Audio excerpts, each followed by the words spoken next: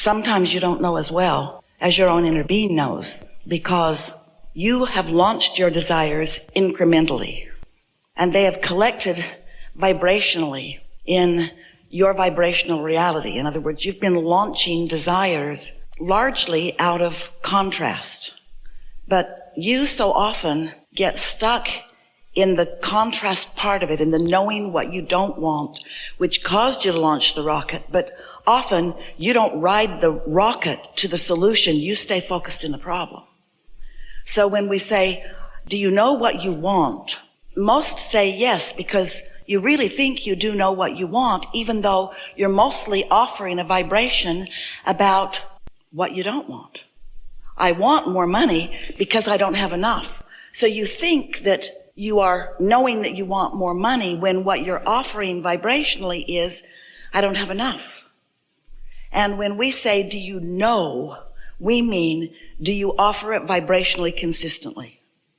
There's a difference between knowing and lip service. Knowing is a consistent vibration. When you know something, we talk about beliefs. A belief is just a thought that you continue to think. And so sometimes what you believe and what you desire are not vibrationally the same. But law of attraction is responding to what you are offering vibrationally. And what you're offering vibrationally is really what you are knowing. And so a belief about what you want is such a good thing. So believing it or hoping it is certainly better than doubting it. But knowing it, knowing a belief means you've practiced the thought of it and you own it, and it's your default position. It's where you go. It's what you know. It's what you know. It's who you are. It's what you radiate. And therefore, it's what comes back to you. And therefore, there's evidence all around you of your knowing of it. What being a deliberate creator is defining what it is that you would like to experience and then practicing the thought of what that's like until you know it. And the most wonderful thing happens is that when you know it, of course you know it because it manifests all around you. So that is in fact what holds so many people up, is that what's manifested is easy to know because you can see it and hear it and smell it and taste it and touch it. And so it's easier to know that you don't have enough money than it is to know that whatever you want will come easily to you, because the evidence of not enough money has more of your attention. The thing that we hear from so many of you through your words, through the emails and letters that you write, and through your vibration, is that you mostly believe what you are seeing. Most are offering, and we understand why, but most are offering a vibration in response to what you're witnessing. And we want to get you thinking about this in a different way, because the only reason that you or anyone is witnessing, seeing, hearing, smelling, tasting, touching, witnessing whatever it is that you are witnessing, is because somebody has given it enough attention that it became a manifested reality. But there is so much reality along the way that you could be giving your attention to, that you could change the outcome of the manifestation. You don't have to, and you don't want to, continue to regurgitate what you're witnessing. That's why we call it deliberate creation rather than accidental creation. Deliberate creation rather than creating by default. So if you decide that there is something in your experience that you would like to be different than it is in terms of the manifestation, you've got to withdraw your attention from what is in order to leave some room for some change. Because if you keep looking at it like it is, talking about it like it is, now when we say what is, we're talking about what you think is. Because we know there's a whole lot that is vibrationally that you're not witnessing with your seeing and hearing it and smelling it and tasting it and touching it. So most humans don't want to acknowledge what is vibrationally. You only want to acknowledge what is manifestationally. And that's old news. That's like gum that you've chewed the flavor out of. That's past tense, really. What you say, this is what is, we say, that's old news, because that vibrational ship is already sailed. It's already manifested. And it's full of things for you to witness in order to launch new intentions and new desires. And so as we're together today, we want you to focus with us. We'll help you on the vibrational becoming of things. Because if we can get you to withdraw your attention just a little bit, a lot, from what you think is, and put your attention more and more and more on the vibrational evolution of your desires, you're going to have so much fun, because that's what you came for. You came for your hands in the clay. You came for the creating.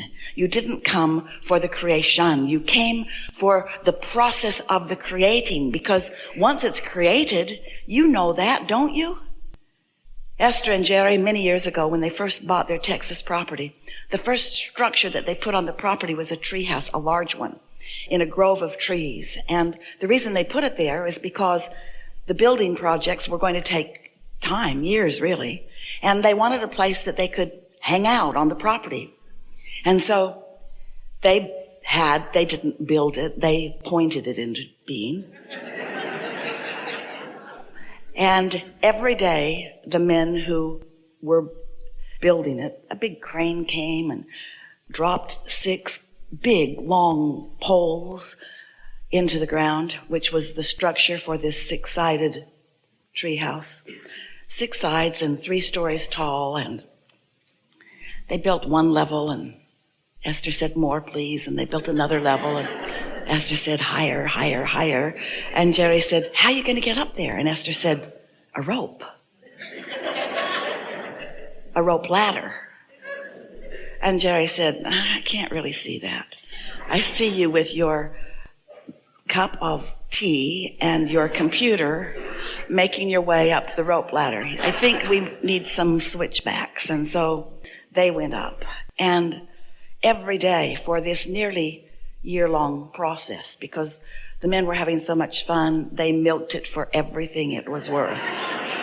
The treehouse just got bigger and better and funner, and every day the energy of it called everyone on the property to see it. And then it was done. Now what? Oh, it's a fun place to go, but it's not nearly as fun as it was when it was becoming. It's a beautiful place, but it's not nearly as fun as it was when it's becoming. And when Esther is there, what she focuses upon is the becoming of it. She remembers the becoming of it. And she was there day before yesterday, and she thought, it needs a remodel. I need more men in here making it bigger. We could go out on that branch and over there, and shouldn't it be red now instead of brown? It's kind of tree colored, because the idea was to hide it in the trees, and now Esther wants it to not be so hidden. Everything must continue to become in order for it to call your interest to it. Because you are a creator, and you harness the energy that creates worlds. It flows through your thought processes, and it causes things to become. And so the good news is that you are focused into a life experience with so much variety that new is being called to you and through you constantly. And the only thing that keeps you from feeling elation all through every day of your experience is that as it's being called through you, for some reason, you've got beliefs that block it. You don't let the energy flow. And when there's energy being called through you, because contrast has planted a desire in your vibrational reality, and you don't let, either consciously or unconsciously, and it would surprise you how often consciously you continue to foster beliefs that prevent your own desires from flowing. When you don't let your energy flow toward your natural desires, it slows you way down. It causes lethargy within you. It causes illnesses within you. It's like putting a stick in a fast-moving wheel. Sometimes it brings about an abrupt stopping of it, and sometimes it just wears you down and makes you tired until life then produces another desire. So The reason that we are so interested, excited really, to be with you, to chew with you about the things that are important to you, is because we have a very clear view of the desires that you have launched that are in your vibrational reality. We continue to focus like this, but it's because we want you to realize that when you know what you don't want, you know what you do want, and you launch these rockets that are gathered for you. And by gathered, we mean, you know about law of attraction, sort of, kind of, you get the sense of that. Well, there's a part of you, a larger part of you, that didn't come into your physical body with you when you came. That larger part of you remained non-physically focused. Humans have often called that part of you your soul, or the source part of you. So that non-physical part of you, when you launch a rocket, and that rocket of desire radiates, it is held or given attention by your inner being. And so your inner being holds the point of focus that then law of attraction is responding to. Does that make sense to you? When you think a thought, law of attraction is responding to you and the thought you think. And so things like the thought you're thinking, even other thoughts like the thought you're thinking, other thoughts like the thought you're thinking, conversations like the thought you're thinking, conversations like the words you're speaking, people like the being that you are, all things that are likened to themselves are drawn by law of attraction. So when you think a thought with your human, physical, beautiful personality that is you, law of attraction brings other things like that to you. But when you've launched this rocket of desire, when you've set a preference forward and your inner being receives that preference on your behalf and knows you want it, your inner being gives undivided, and in other words, doesn't contradict it, doesn't doubt it, doesn't worry about it, undivided positive attention to what you've asked for. And that point of attraction is very real. So when we say your desires gather other desires like them, that's why. You have an advocate called your inner being holding your hopes and dreams and desires in very clear perspective, and law of attraction is growing them as law of attraction grows everything that is focused upon. You can thank your inner being very much for keeping alive your dreams, your desires. But you've got to make a decision. Are you going to stay focused upon the problem, or are you going to look forward to the answer? Because your inner being, you may not know this, your inner being already found the answer. You know why? When you live enough life that you identify a problem, with every particle of the problem that comes into being, the solution comes into being too. If you've got a problem, there is a solution. The question is, are you going toward the solution, or are you still defending or justifying the solution by hammering away on the problem?